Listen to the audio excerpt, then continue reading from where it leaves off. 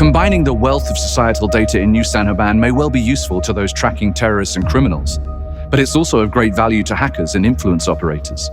As a result, increasing numbers of citizens around the world are using security tools to ensure that their data sets are kept separate, and many are resisting digital data collection altogether. These splitters, as they've come to be known, are often aligned with environmental activists and off-gridders. Because New San Joban is a smart city, it's effectively impossible to live there off-grid. And so there is a growing alternative community about 20 kilometers outside the city limits. Instant access to the world's knowledge has obviated the need to learn anything. Even education is now focused on processing rather than acquiring knowledge. As a result, objectively, people increasingly know less.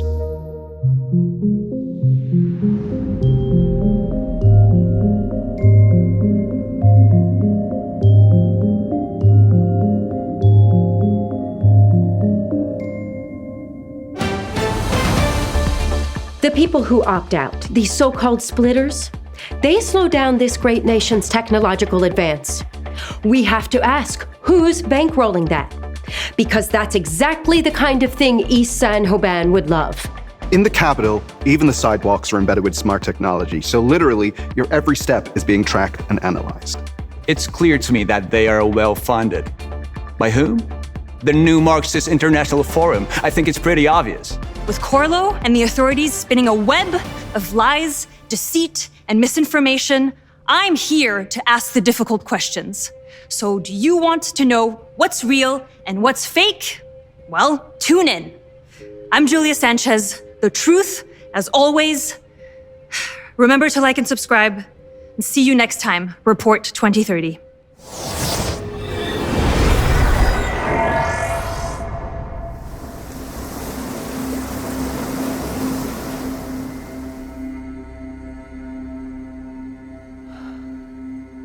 Call Michael Kavanagh. Traxos the Wise. It's been a while since anyone's called me that. Yeah. World of Spellcraft, Netheroth Server, Fat Magnus's Tavern. The good old days. Dragons, spells, loot boxes, and pay-to-win fire rings. It was a simpler life ashore. How are you, Julia? All things considered, I'm not bad. Kind of tired. Yeah. I'm sorry about your father. I hope he recovers soon. Yeah, thank you. I know he will.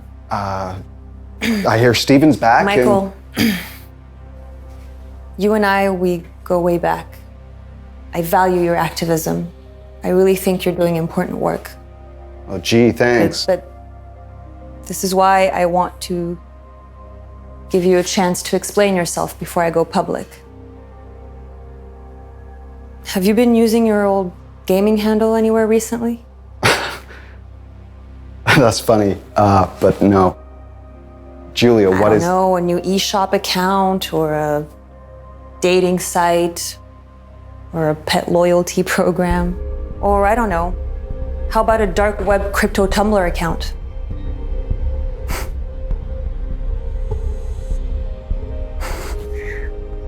Is this some part of the Corlo witch hunt you've been pulling off recently? So you admit it's connected to Corlo? What? Are you insane? I mean, who could fail to spot how the tone of your show has changed recently, but wow. This is just crazy. I don't have to listen to this. You know, that username sent a very specific amount of crypto to the account of one Paul Hansen, who's now the prime suspect in the Access as a Service scandal. It's just a username. It proves nothing. But more to the point... That's true. Crypto tumblers usually like to keep their transactions anonymous, and they bounce coin around from place to place, usually through some pretty shady places. But at the top of the chain, there's just one wallet. Guess whose? That's impossible. You'd need to access every transaction log globally. What would you even use to get that kind of data?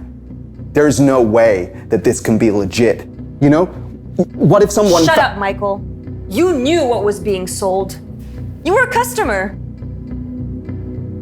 Why would you cover for Corlo of all things?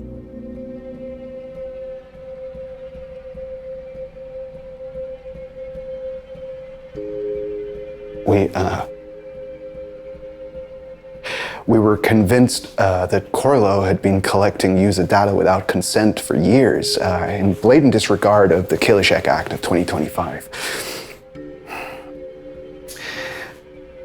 We tried everything. We notified everyone. No one cared.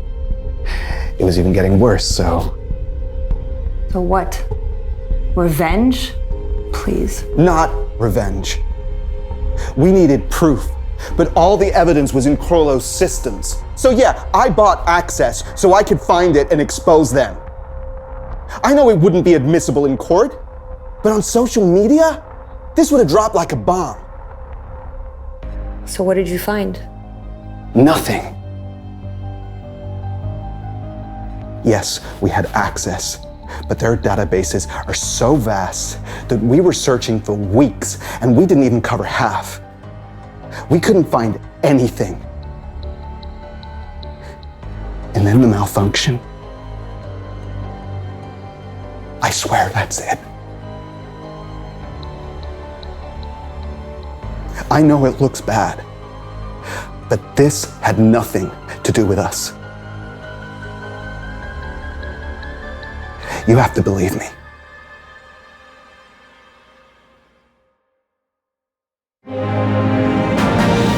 The opponents of the single identity still hold the slimmest of advantages in the polls, 52 against and 48% in favor. This could well end in the Supreme Court. In a 52-48 referendum, this would be unfinished business by a long way. Predictions are a mug's game. So, we know who was selling access, but we still have no idea whose credentials they were selling. So, we have to go back to checking for any suspicious lateral movement from every account. The police are also looking for the buyers, and if they can track them down, that should give us the information we need to find out who was in our network, for how long, what they were doing, etc., and that should help us get to the bottom of things. Otherwise, it's tough. There's one system which is responsible for authorization, another which is responsible for monitoring network activity, and another one which is responsible for content tagging, and so on. Xenesis is still a standalone business unit from a technical perspective. None of these systems talk to each other. That's why we have to correlate all the data. How much data? Petabytes. Some system. How long? Without any help? 6 weeks.